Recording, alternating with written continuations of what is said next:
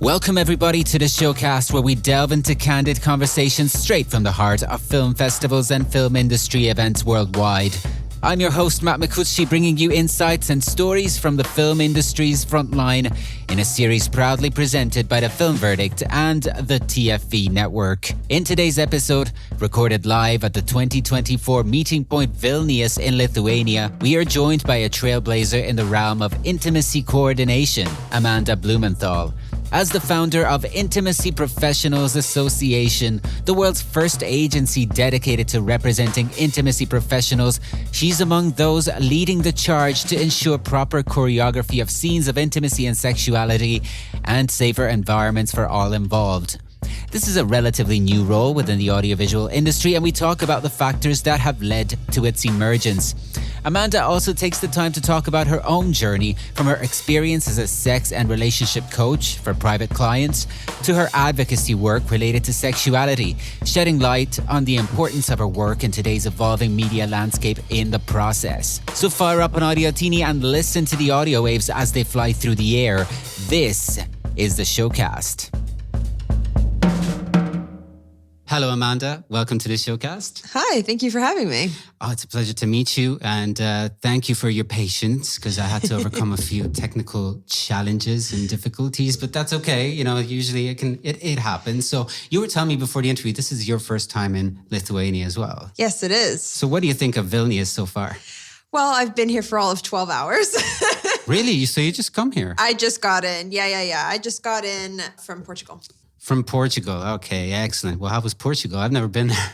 I actually just moved a week ago, so I'm still finding out for myself. Okay, interesting. Whereabouts in Portugal? In Lisbon. In Lisbon, okay. Yeah, like I said, I've never been there, but I love Fado. Oh, okay, cool. Yeah. I haven't had a chance to go see a show yet. Yeah. So, Amanda, this is the first time we speak. So usually what I like to do to begin these podcast conversations is kind of to find out a little bit about who I'm speaking with, and also bring in the topic of cinema, cinephilia, because I love movies and I'd just like to ask you a very simple question. What is your earliest memory of cinema? Probably my earliest memory is being on set with my mom.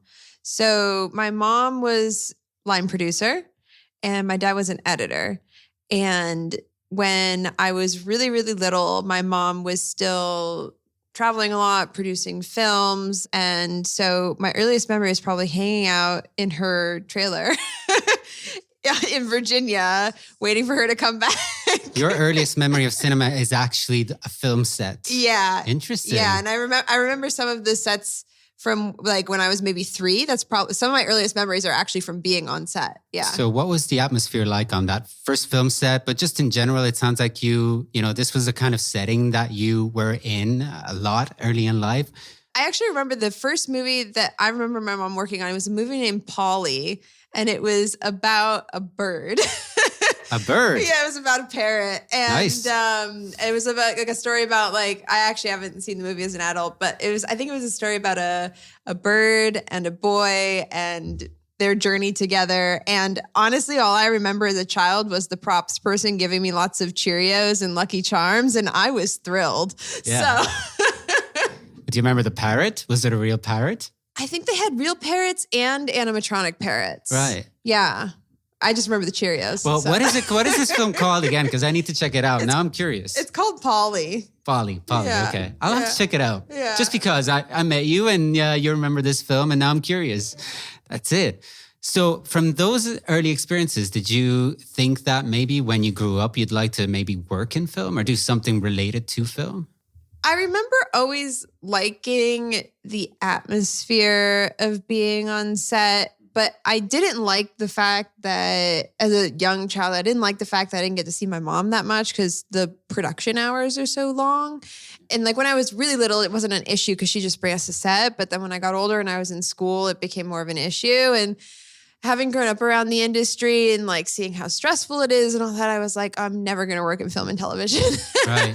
And so it was never my plan to work in film and TV. It just so happened that I was kind of in the right place at the right time and came from a filmmaking family that I was able to find a niche where I was like, okay, I can work in this industry. As an intimacy coordinator, Yes. That's the title, right? Yes. Which is super interesting. You know, you are the first person I speak with who actually works in this role, you know, and I have lots of questions to ask you, some of which, you know, I warned you before I started recording, might seem a little dumb, but like I said, I'm curious. But like you use the word there to kind of describe the sort of atmosphere and just work, nature of the work, film-related stuff, stressful. Did you really perceive it as such? And was that perception kind of an inspiring factor for you to do something to, you know, make things a little better, more positive for everybody involved and on the film set and all of that? Yeah, I grew up hearing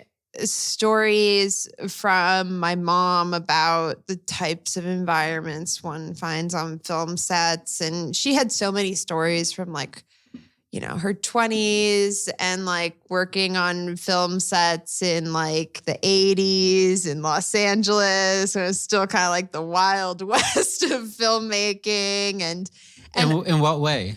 In terms of just like a lot of harassment and abuse happening and people just getting away with all sorts of things that nowadays, if you did the same thing, you would never get away with it. You would be canceled so fast. But back then it was just normal. Like it was just part of like filmmaking culture. Like you knew if like you were going to be an actor at some point, like a director was probably going to try and make a move on you and like, you know, that kind of stuff. So she had a lot of stories of those sorts of things. And a lot of older generation female filmmakers that I met because of my parents, you know, had similar stories and just always talked about how the industry was really hostile towards women. And a lot of them had just like really bad experiences coming up, you know, working their way up the chain of command in film. Oh, yeah. Well, in terms of actually what was being portrayed in film too, right? You know, when I think of some of the pre-code films, you know, it was kind of like that, you know, a lot of those things.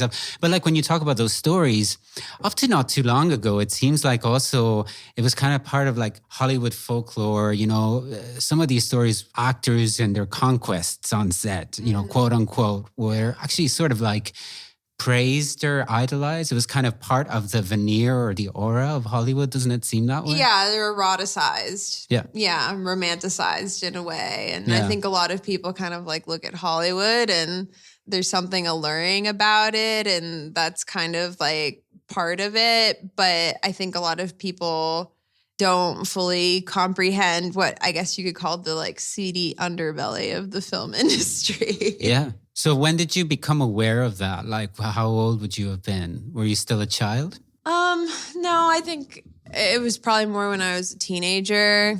But even then, I wasn't interested. I was just like, well, that's fucked. I don't know if I can say fucked on your podcast. Okay. You can say.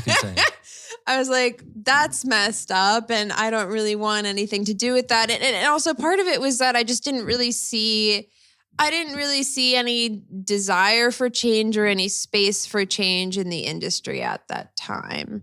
And so I was just kind of like, what are you going to do about it? Like, I was like, not my monkeys, not my circus. It's not my battle. Right. Yeah. But eventually, like you did kind of become the journey to becoming an intimacy coordinator.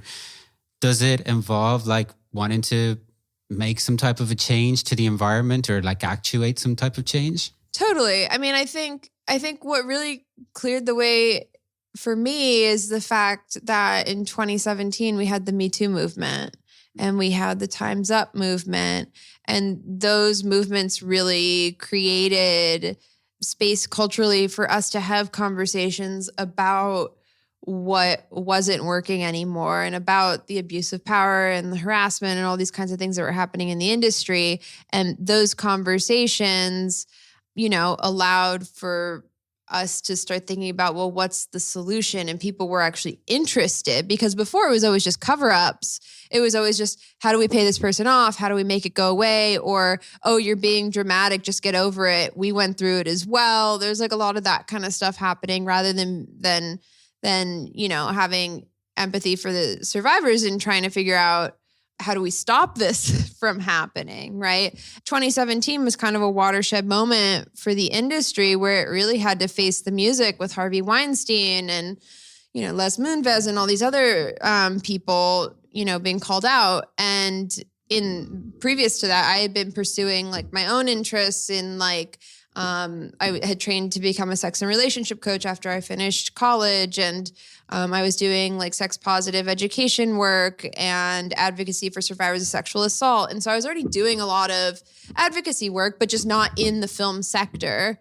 And so to me, in that moment in 2017 was an opportunity to combine my areas of interest with filmmaking. When did this become your area of interest? Intimacy, sex positive, all of that. Oh, I would say when I was maybe like 16.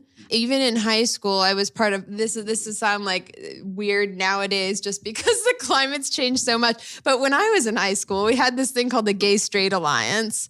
We called it GSA because like being gay was like the only like identity outside of being straight that people like talked about at the time. Like now we have a lot more language, we have a lot more identities and vocabulary and stuff like that we can talk about. But at the time, it just wasn't a thing. And so when I was in high school, I was part of GSA.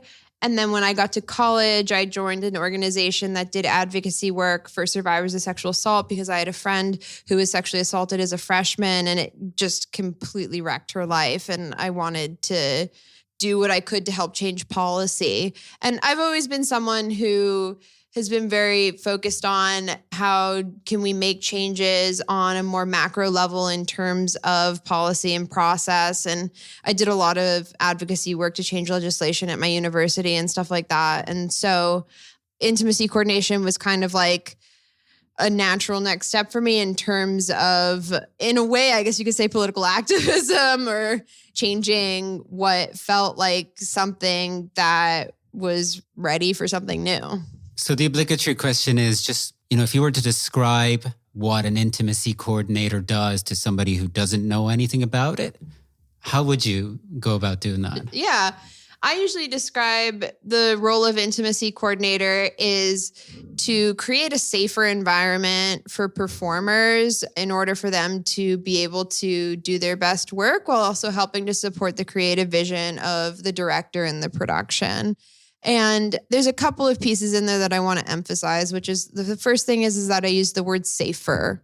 And I don't say safe because of the fact that there's no such thing as a completely safe environment for everyone, because every person is different. What I feel safe with will be different from what you feel safe with, right? And so all we can do is try and make it as safe as possible, but recognizing the fact that there's inherent risk in every single activity that we do, including in filmmaking. And then the other aspect of that definition that I just gave that I think is important to highlight is the fact that it's not just about the experiences of actors. It's also about the director. We're not just there for the actors. A lot of people think we're just there to like say no on behalf of the actors and get in the way of the director, which is like completely not true. We're also there to help support the director from a creative perspective if they want to be a collaborator with us. And that's something we can absolutely do. So we're there to help the filmmaking process and make the best art possible. That's interesting. And I don't even know where to start, to be honest. But it sounds like, so let's start here. It sounds like for every project, there's a different approach, right? It's not like you walk in and you have your own way of doing things. It just depends on the nature of the film or the series or whatever that you've been called to work on. Yeah, so I would say that we do have process and protocols on a very high level basis in terms of like, there's certain conversations that we have to have. We have to break down the script. We have to meet with the director. We have to talk with the actors, right? There's certain things that follow protocol, just like everything in filmmaking, right? Because filmmaking is all about process and structure and protocol mixed with art. And it's the same thing with intimacy coordination. I would say that obviously we always have to work with who is right in front of us right now, because every person's an individual. Every director is different. Every actor is different. And so you can't impose a one size fits all process. You have to be open to doing things differently and adjusting the process. But there is a general process that we follow. But you mentioned the word intimacy, and then there's the word sexuality. Are there any major differences between the two terms? Because maybe some people might get lost in the terminology itself. And I feel like terminology can be a very important thing. Oh, totally. Yeah, I think there's a really important differentiation that we can make around those things. And it's something that we do as intimacy coordinators, because of the fact that you can have something that's intimate that's not sexual. Right. And so there's the sexuality aspect of the work in terms of if we're dealing with like simulated sex scenes and stuff like that. Most people understand that those are high risk scenes that require extra safety protocols and process. And so they won't fight you on having an intimacy coordinator for those scenes. Same thing with nudity. Most people understand nudity is a high risk activity for a performer on set. Sometimes gets to become a gray area is this idea of intimacy, because intimacy is a culturally subjective term, and it's a very personal term, and it's a term that means something different to every single person. Again, it's like what you find safe and what I find safe is different. What I find intimate, what you find intimate is different. And some actors might find just kissing to be very intimate. Some actors might find doing certain types of cuddling scenes to be incredibly intimate.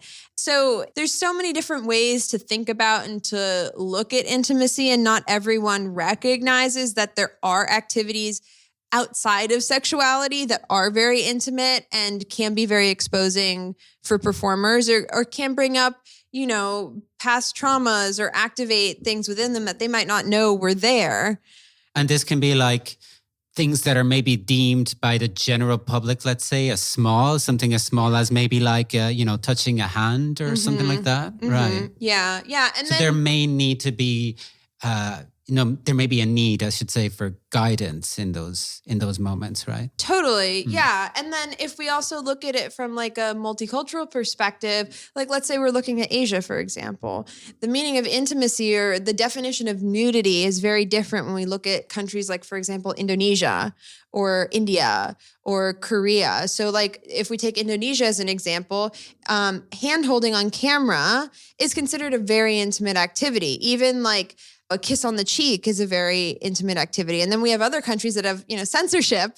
And so that's a whole other level of consideration. And so how an intimacy coordinator works in a country is going to be so incredibly subjective to that country's culture and understanding of what is intimacy. And you need to keep up with all of that, right? So I do international training, so I keep up with it. Yeah. But, most people would just be aware of what's happening in their market. Gotcha, yeah. So when you work with, let's say, actors and directors, do you also think about the audience in some way? Yeah, we do. There's definitely directors that I have worked with who think about what is the message that we are sending to the audience based on certain choices we are making about how we portray intimacy. So to give you an example of what that means, because there's many different ways it can play out, right?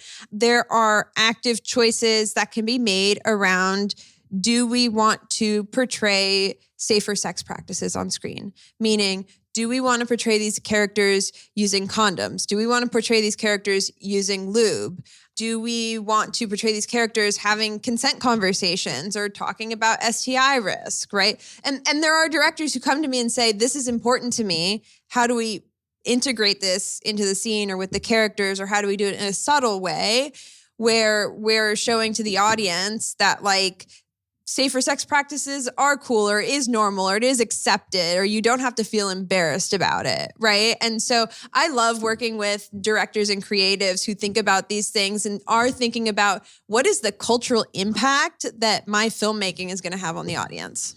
I want to go back to the biographical aspect of this conversation, because that's also really interesting. So what would you say was the first project that you worked on as an intimacy coordinator that was the first big project for you? What was that experience for you? Because again, this is the first time that you're working in this role, and Yeah. it could be, it's obviously like a landmark moment in your life, in your professional life, in your personal life. So some of your listeners are going to cringe when I say this. My first project was HBO's Euphoria. Right. Yeah. So for anyone who has seen that project, they're probably going, holy shit, that was your first project? Yes. Because it has so much nudity and so much simulated sex. And at the time, it was really pushing the boundaries of what we're showing on television. There were so many penises and so many different expressions of gender and sexuality that we just weren't seeing, and now there's a lot more. I think it really Euphoria was a moment in television history. And it's really like opened the floodgates on what other filmmakers are doing now. HBO pushing the boundaries. Yeah, as once always. Again. Yeah, exactly.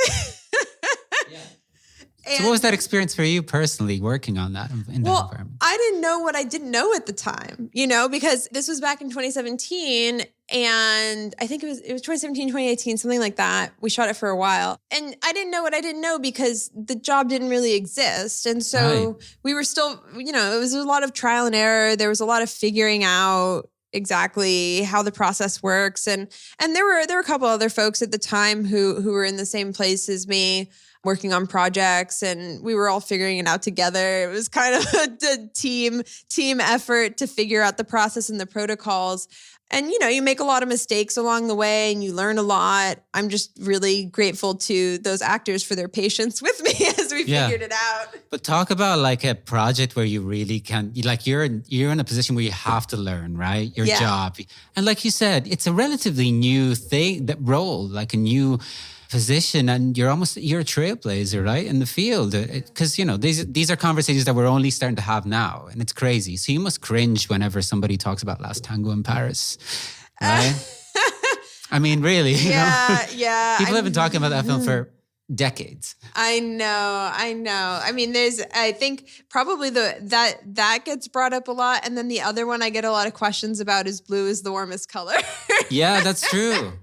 Man, there's so many that we could talk about, really. It's crazy. So again, these are things that we're only beginning to talk about now, especially in the context of film, but even, outside of the context of film. But speaking of the context of film, I want to bring up one of your most, I guess, recent projects, Slow. We're in Lithuania. It happens to be a great Lithuanian film. I had the chance to watch it. And one of the things that was I felt unique almost about it was that this is a film where asexuality is talked about and explored. And in recent memory, I cannot think of, maybe I'm wrong, and, people might tell me that I'm wrong, but I can't think of at least not many films that have ever portrayed asexuality, especially in a tasteful way like this film does, So when we talk about asexuality, this would be like something that is not often talked about or portrayed in films. So how do you even begin to approach that, Yeah, so I trained the intimacy coordinator who worked on that. Her name's Irma.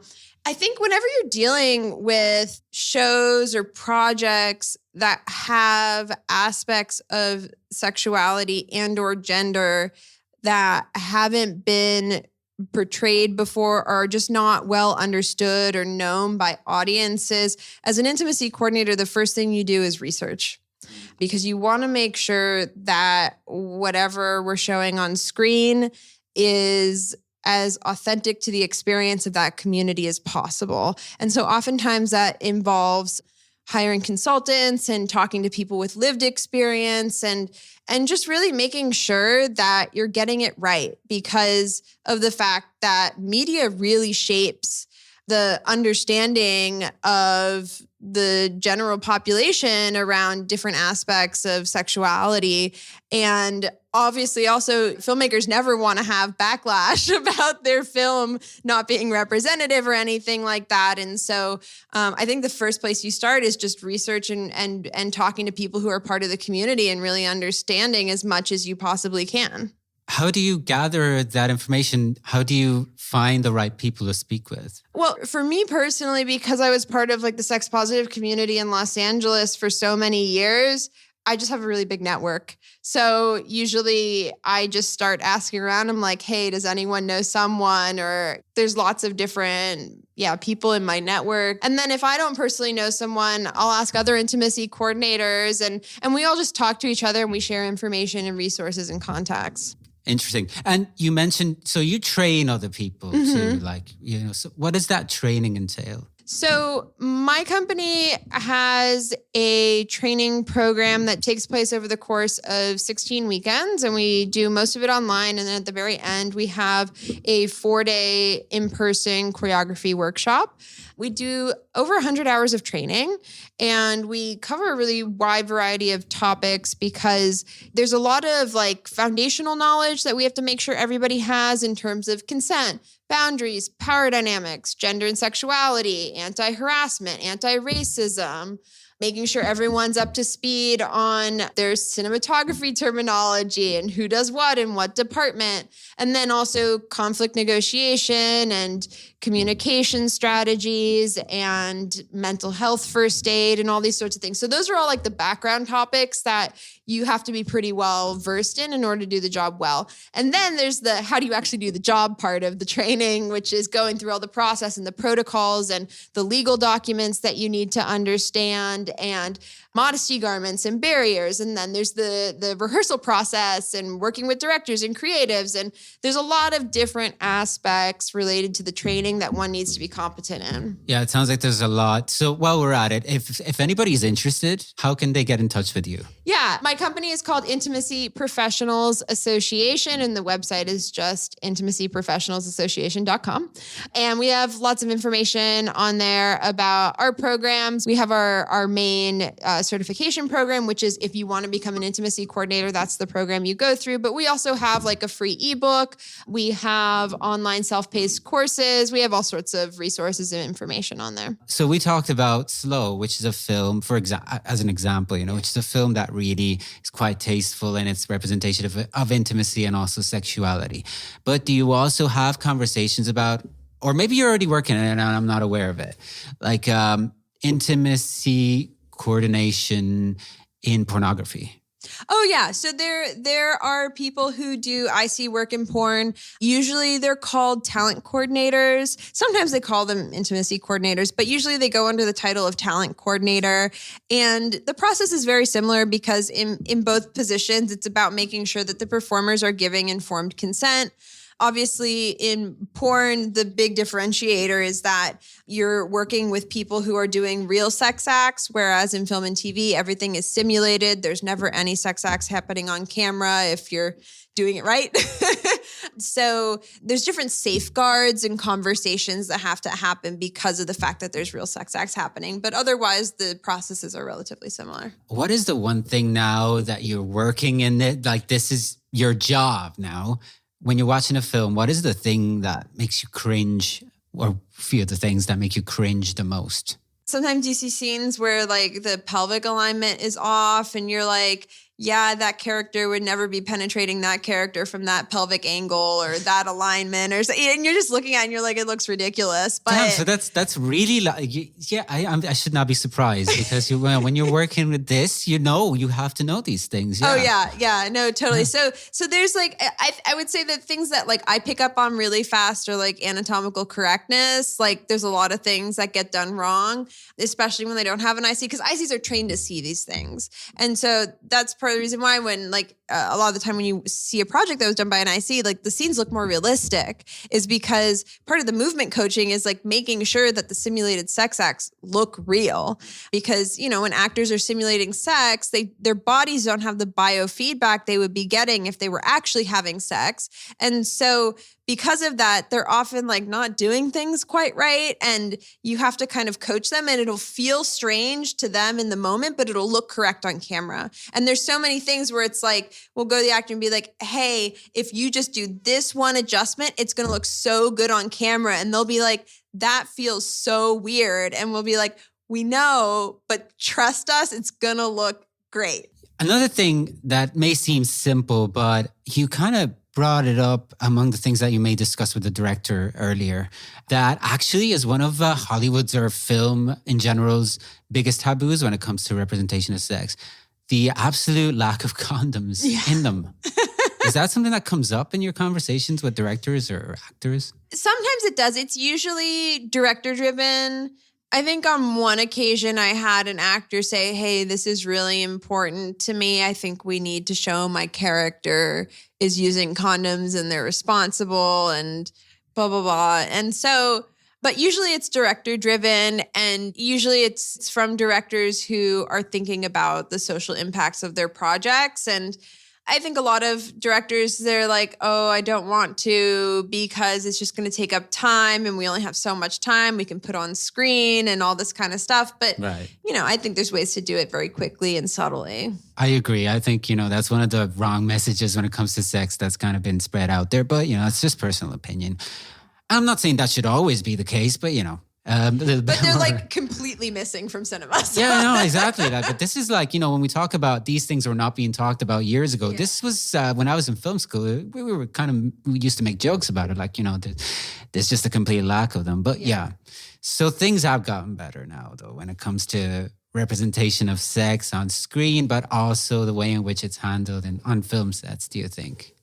Yeah, I think we're trending in the right direction, especially in terms of like the actual filmmaking aspect of it. I think there are areas for improvement with on-screen representation, but in terms of how the scenes get made, I think we've made tons and tons of progress over the last 7 years. Gotcha. Amanda, you've been so nice, and this has been such a fascinating conversation. I don't want to keep you any much longer, but I do have, a way that I like to end my conversations, because I started off by asking you your earliest memory of cinema. And I also like to end conversations by returning to cinephilia. I'm a cinephile, so, I just like to know what people are watching and what their taste in film is like, because they can also, taste in cinema can be very diverse, and everybody has films that they love. And also films that they love more than others at any given point of their life. So is there one film right now at this moment in time that you find yourself thinking about for one reason or another, or that you might even just take yourself with yourself to a deserted island if, someone was to send you there for any reason at all right now at this moment in time, or that you simply would recommend her? Yes, and I'm going to get the title wrong. Probably my favorite film that I've watched in the last 5 years. I'm going to say, I also have to say, I don't really watch that much film. I'm more of a YouTube person. Yeah, it's understandable. Just because it's work, right? So I totally understand that. I was going to say that. I didn't want to, but I wanted to. Watching film is work. So I'm like, I sometimes I'm like, I just want to watch people fixing their homes on YouTube. Tiny homes. Yeah. I like I went through a phase I was watching tiny homes or camperized like cars. Yeah, totally. I would say a film that I really, really enjoyed and that I've been wanting to go back and watch again. And I'm going to get the title wrong. It's 1917, the World War I film. Well, there was a... Is it 1916 or 1915? I don't know. It's 19 something. It is 19. I'm almost certain it's 1917. I think it is. Yeah, I'm almost certain. I haven't seen it. Oh, you have to see it. Oh, it's an amazing film. It's an amazing film from a storytelling perspective, from an acting perspective, from a cinematography perspective. It's incredible. It's a masterpiece. It's a really wonderful film. I've been living in Europe the last couple of years, and being here and, seeing the places where World War I and World War II happened. And both my grandfathers fought in World War II for the US. It's such an interesting experience, and it really makes you reflect on how in a lot of ways we're so lucky in the times that we live in. And also it's kind of horrifying to see everything that's happening in the world right now after World War I and World War II. At any moment, things can change, right? That's the feeling. Yeah. Yeah. But just in general, when you're not watching YouTube, let's say, what kind of films do you watch? If there is a kind, or if I love historical dramas. Gotcha. Yeah. Escaping into another time, historical time. Yeah, I love period dramas. I love historical war movies. I like fantasy movies. Yeah. Do you read? I do, but I mostly read psychology books. Yeah, well, that's reading. That counts. Yeah. Who are some of your favorite psychology writers? So if there's one book I could if I could make everyone in the world read one book. Go ahead. Actually, wait, I have two books. The two books I would Top make. 5. Yeah, I could easily name that. The top 2 books I would make everyone read are Nonviolent Communication by Marshall Rosenberg and How to Do the Work by Dr. Nicole LePera, because I think if you read those 2 books, it will change your life. There you go. I've got to check those out. Yeah. It sounds like another silly thing that I like to ask. Do you sleep well at night? Like, are you able to? Good. What's the secret? Because I'm having trouble with that. Really? Is there a secret to it? Do you meditate? Because like in these times, it just seems like whether we spend too much time in front of screens or we have so many concerns, life just moves at a different pace, I feel like. Yeah. You know? And it's like a thing that, people don't talk about as much, but I like to find out whether people have secrets for just having a regular sleep cycle.